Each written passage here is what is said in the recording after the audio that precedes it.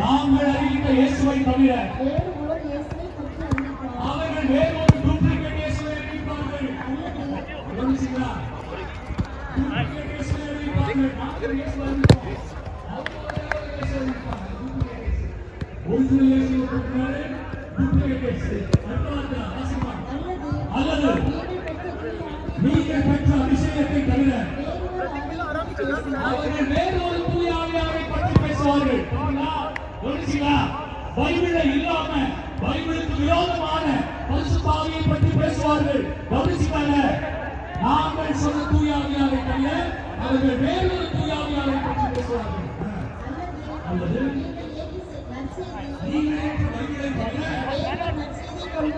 அவர்கள் வேறொரு பைபிளை கொண்டு வருவார்கள். நீங்கள் அவர்களை எளிதாக ஏற்றுக்கொள்கிறீர்கள். நீங்கள் டூப்ளிகேட் கேஸ் டூப்ளிகேட் ஆகி டூப்ளிகேட் கன்சல்டினால் எளிதாக போகிறீர்கள்.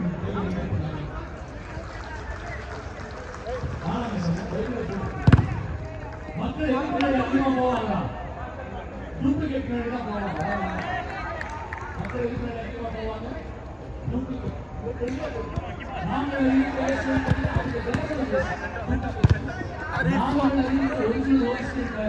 அவர்களுக்கு வேறொரு டூப்ளிகேட் ஹோலிஸ்பிரிட்டை அறிவிப்பார். நாங்கள் அறிவித்த நற்செய்தி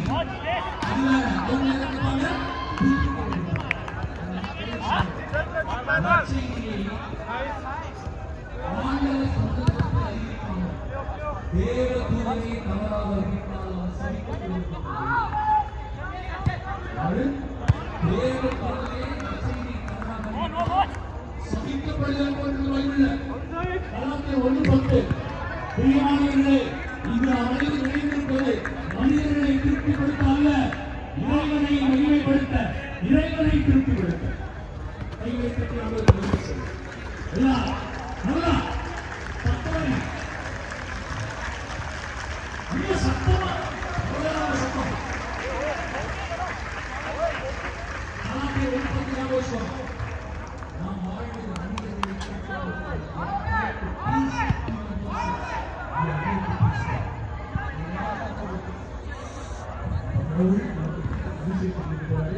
இறை வார்த்தையின் அபிஷேகம், சமர்ப்பித்த அபிஷேகம், அனைத்து படைகளையும் கனிகளையும் கொடுத்த அபிஷேகம், கோயில்களையும் படைகளையும் உடைத்து எறிகிற அபிஷேகத்தை ஆண்டவர் கொடுக்க காத்திருக்கிறார். இந்த திருப்பியை முடித்துவிட்டு அபிஷேகம் அது அந்த ஒளி எண்ணெய் வைத்து கொடுக்கப்படும்.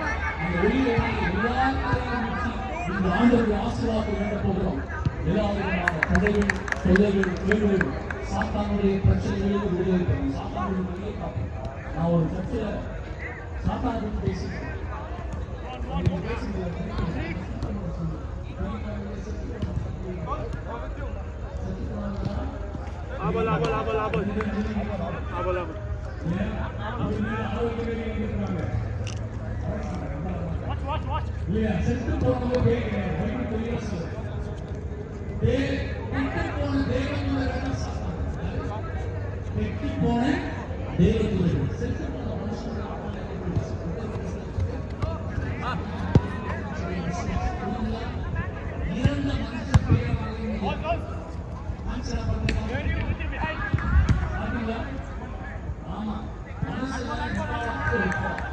செத்து போன யாரும் கவனிங்க.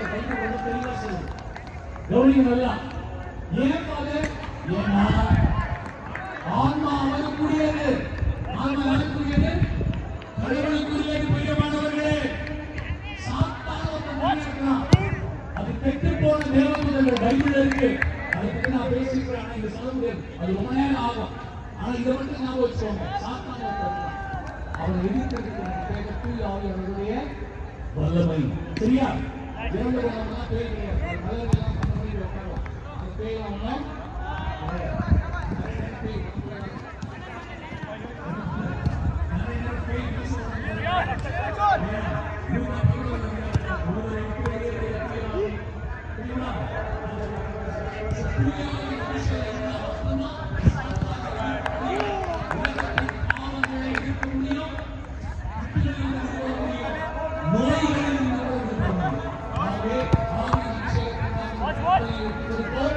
தொடர்ந்து அபிஷேகம் நிறைவாக பங்கெடுப்போம்.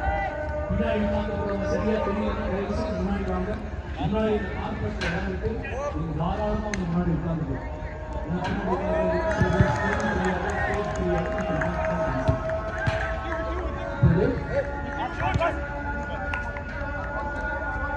Hallelujah, Hallelujah. ஆண்டவர் இயேசு கிறிஸ்துவில் அன்பார்ந்த சகோதர சகோதரிகளே, இந்த அறுவடை நற்செய்தி திருவிழாவுடைய கடைசி நாள், 3வது நாள், ஆண்டுடைய அபிஷேகத்தை பெறக்கூடிய நாள். இந்த 3வது நாளிலே நாம் காணிக்கையை எடுக்கின்றோம். இப்பொழுது அபிஷேகத்துடைய பாடலானது பாடப்படும். 2 நாட்களும் நீங்கள் தாராளமாக உங்கள் காணிக்கையை கொடுத்திருக்கிறீர்கள். நன்கொடையாக கொடுத்திருக்கிறீர்கள். ஒரு சில பேர்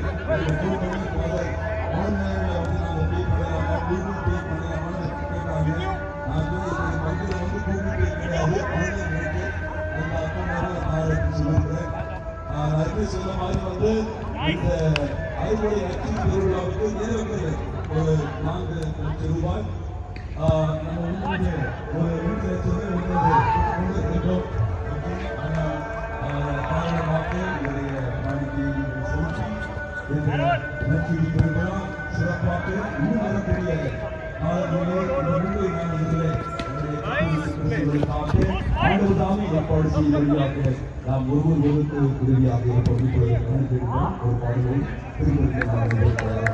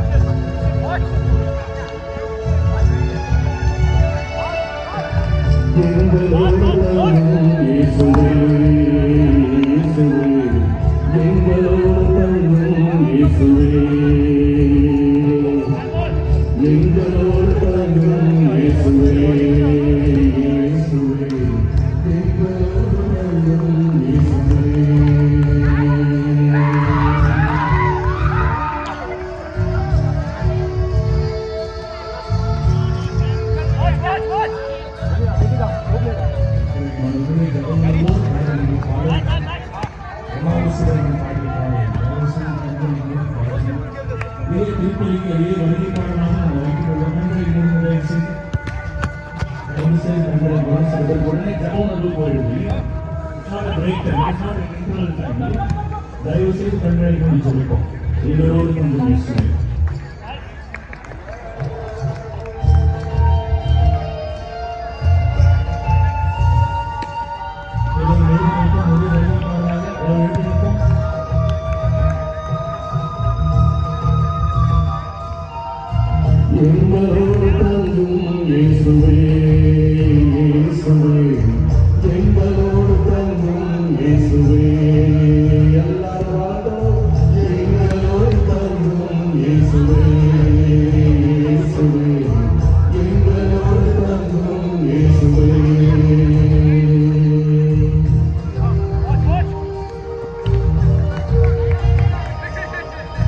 மும்முறை மலருக்கும் திருச்சபை மூலாக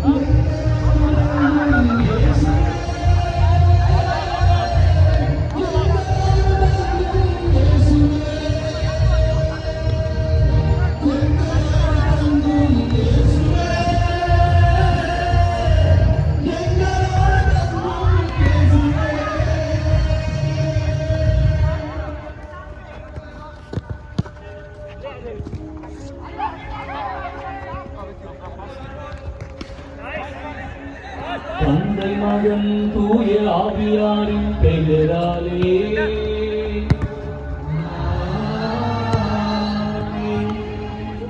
ஆண்டவராகிய இயேசு கிறிஸ்துவின் அருளும் கடவுளின் அன்பும் தூய ஆவியாரின் நட்புறவும் உங்கள் அனைவரோடும் இருப்பதாக.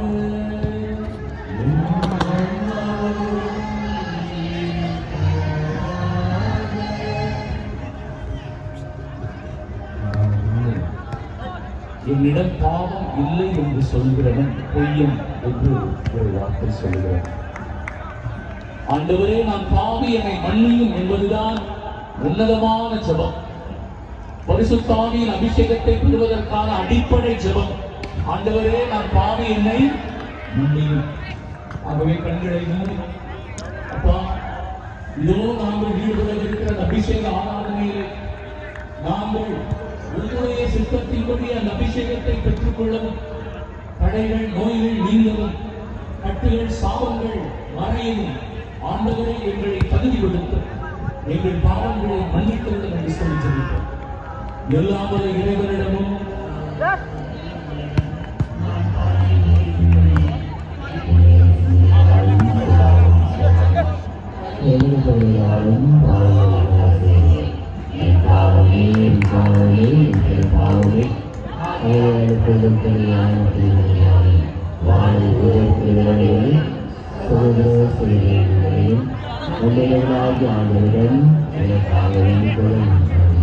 எல்லாம் இறைவன் இரக்கம் வைத்து நம் பாவங்களை எல்லாம் மன்னித்து நம்மை நிலை வாழ்விற்கு அழைத்து செல்வாராக.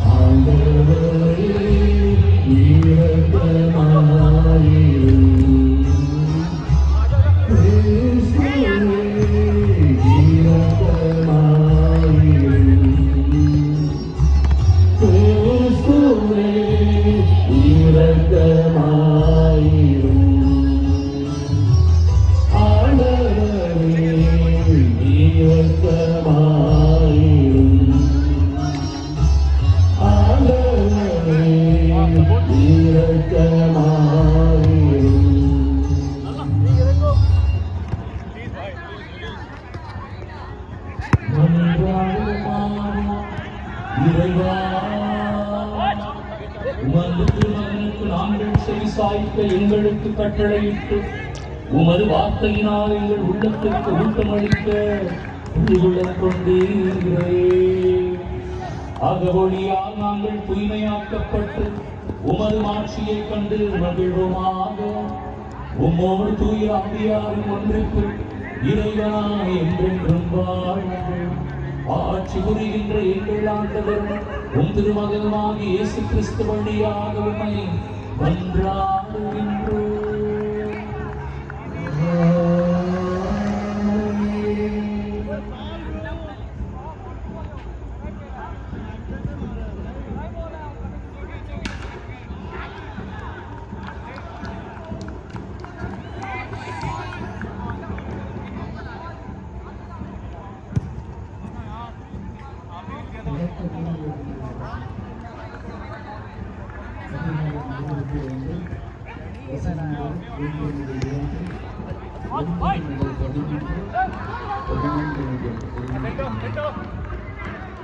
அந்நாள்களில் கடவுள் ஆபிரகாமை சோதித்தார்.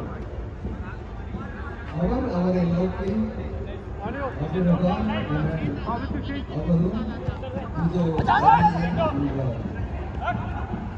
அவர், உன் மகனை நீ அன்பு கூறும் உன் ஒரே மகனான ஈசாக்கை அழைத்துக் கொண்டு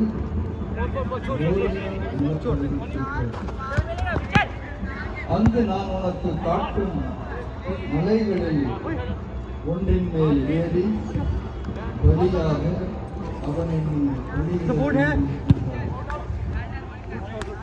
ஆபிரகாமுக்கு கனவு குறிப்பிட்டு சொல்லிய இடத்தை அவர்கள் அறிந்தனர். அங்கே ஆபிரகாம் ஒரு பலிபீடம் அமைத்து அதன் மேல் விலங்கு கட்டைகளை அடுக்கி வைத்தார். பின் தம் மகன் ஈசாக்கை கட்டி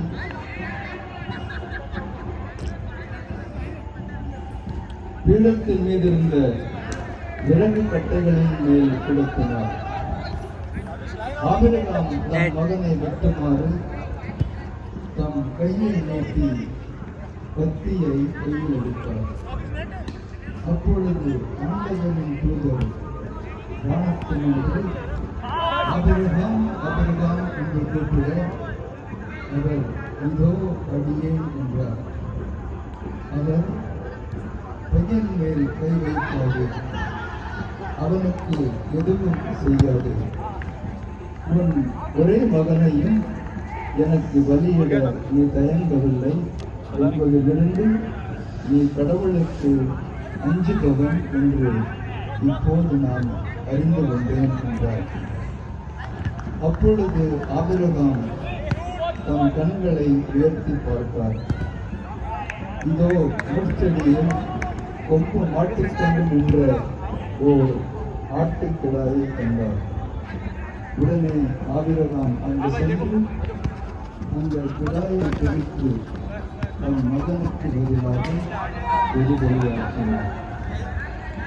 ஆண்டவரின் தூதர் ஆபிரகாமை வானத்தில் நின்று மீண்டும் அழைத்து, ஆண்டவர் கூறுவது இதுவே, நான் என் மீது ஆணையிட்டு கூறுகிறேன், என் ஒரு மகனை எனக்கு வெளியிட தனியாக நீ இவ்வாறு செய்தார். ஆதலால் நான் என் மீது உண்மையாகவே ஆசி பொழிந்து பெண் மீன்களைப் போலவும் கடற்கரை மணலைப் போலவும் என் வழிமுறையை வழியை பெருகச் செய்து என் வழிமுறையினர் தன் புதவர்களின் வாயிலை பெருமையாக்கிக் கொண்டார்.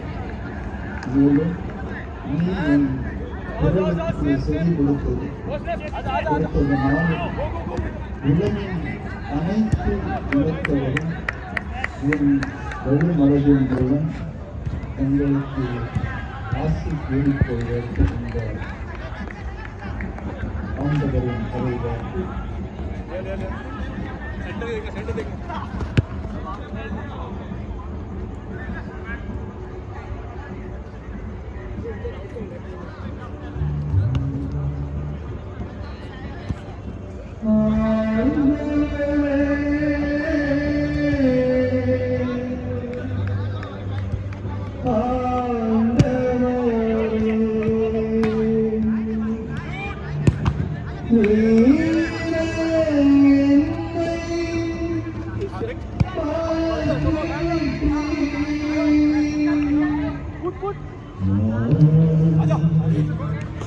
மழை போலே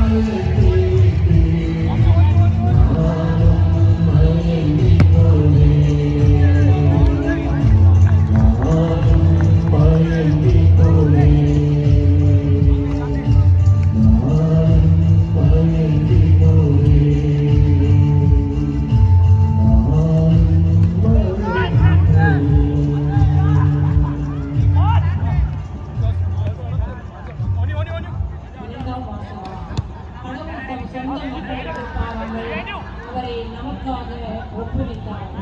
திருத்தூதர் பவுல் ரோமையருக்கு எழுதிய திருமுகத்திலிருந்து வாசகம். அதிகாரம் 8, உயிருள்ள இறை முத்துக்கள் 31 முதல் 34 முடிய. சகோதர சகோதரிகளே, இருக்கும்போது நமக்கு எதிராக இருப்பவர் யார்? தம் சொந்த क्या चेंज करनी है बोल அவரை தம் ஒப்புவித்த கடவுள் தம் மகனோடு அனைத்தையும் நமக்கு அருளாயிருப்பாரோ? கடவுள் தேர்ந்து கொண்டவர்களுக்கு எதிராய் யார் குற்றம் சாட்ட இயலும்? அவர்கள் குற்றமற்றவர்கள் என காட்டுபவர் கடவுளே. அவர்களுக்கு யார் தண்டனை தீர்ப்பு அளிக்க இயலும்? இறந்து ஏன் உயிருடன் எழுப்பப்பட்டு கடவுளின் மனப்பக்கத்தில் இருக்கும் கிறிஸ்து இயேசு நமக்காக பரிந்து பேசுகிறார் என்றும். நம் ஆண்டவர் வழங்கும் அருள்வாக்கு.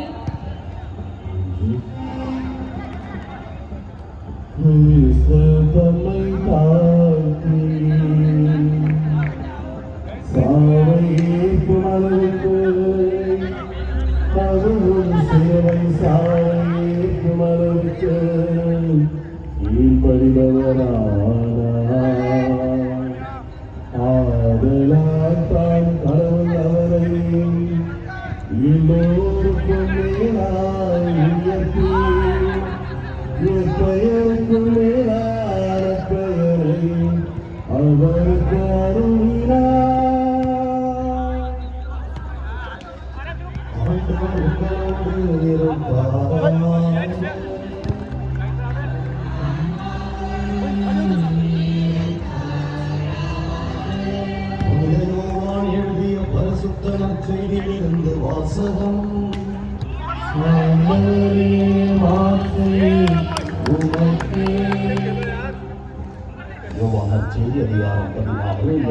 भाई आप ये टीम में चले जाओ. अमित भाई अमित भाई अमित भाई अर्जुन अर्जुन ये अर्जुन इसको इधर भेज दो. हाँ हाँ नहीं नहीं ये वाले को इधर भेज दो. डिफेंडर चाहिए ना तुम लोगों को.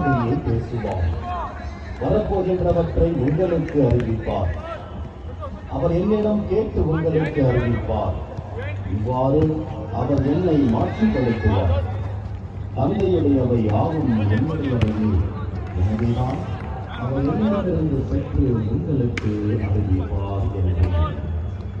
अमित भाई तुम ये टीम में चले जाओ. ये टीम में हाँ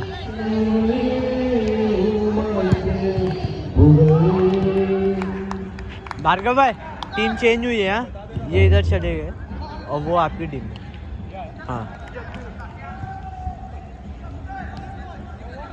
टीम चेंज हुई है.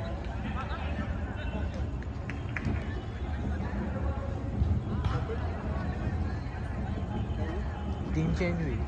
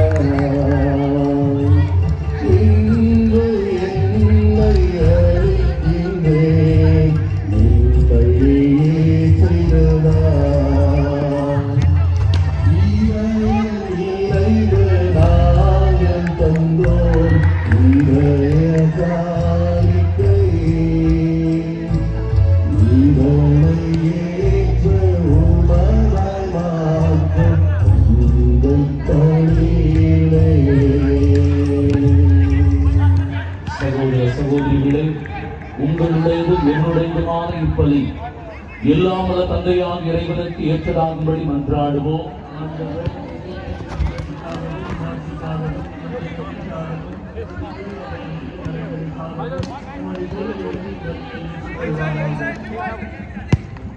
ஆண்டவரே, இப்பரிவருள் எங்கள் பாவங்களை கழுவி போக்கவுமே வேண்டுகின்றோம்.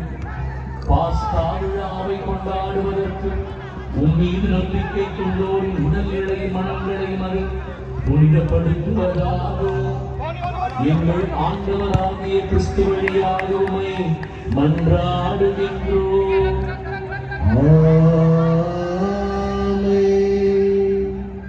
ஆண்டவர் உங்களோடு இருப்பாராக.